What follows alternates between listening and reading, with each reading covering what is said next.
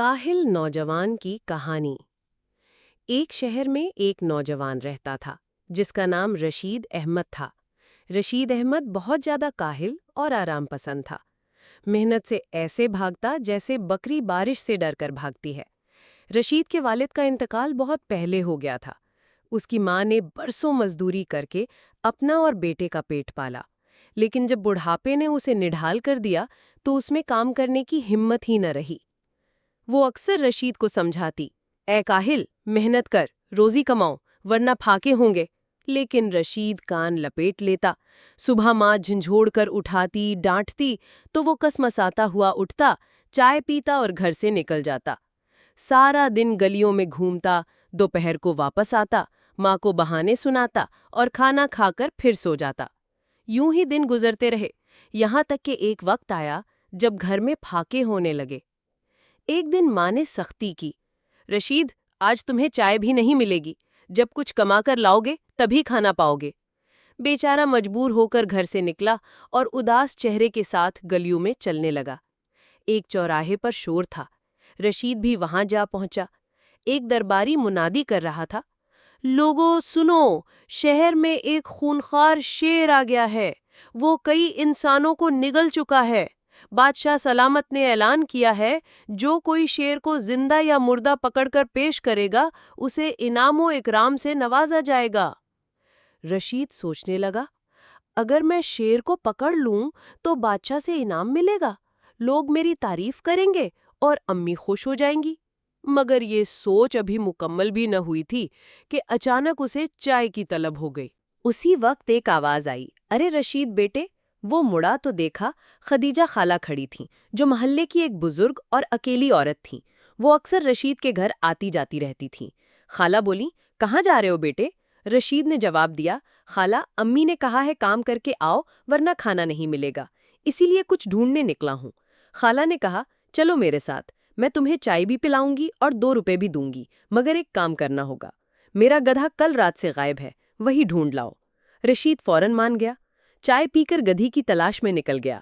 सारा दिन ढूंढता रहा मगर गधा ना मिला। शाम को बारिश शुरू हो गई तो वो वापस खदीजा खाला के घर आया। खाला ने कहा, बेटे, ये टपक, छत का रसाव मुझे शेर और हाथी से ज्यादा डराता है। रशीद ने भी हाँ में हाँ मिलाई। इतने में घर के बाहर वही खूनख्वार शेर बारिश से बचने के लिए दीवार के पास खड़ा था।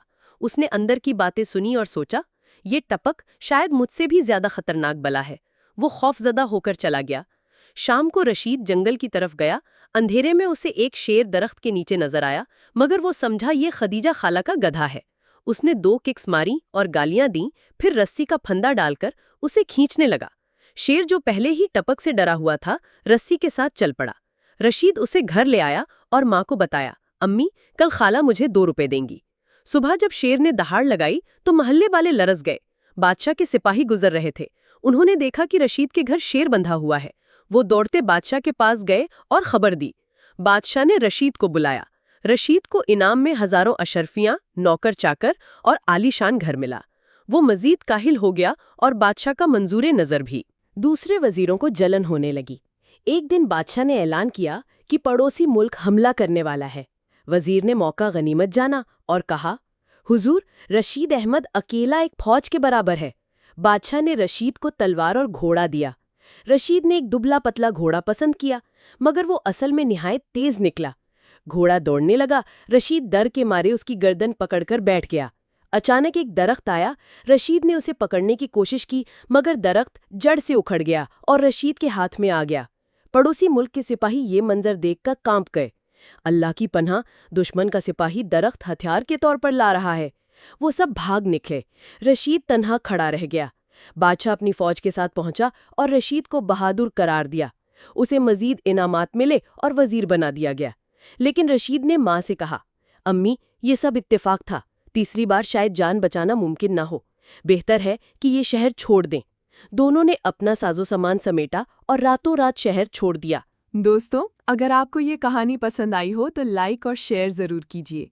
मज़ीद दिलचस्प और सबक आमोज़ कहानियाँ सुनने के लिए हमारे चैनल मॉरल स्टोरी हब को सब्सक्राइब करें। आपका एक सब्सक्राइब हमें नई कहानियाँ बनाने का हौसला देता है। घंटी का बटन दबाना ना भूलें ताकि हर नई कहानी सबसे पहले आप तक पहुंचे। शुक्रिया।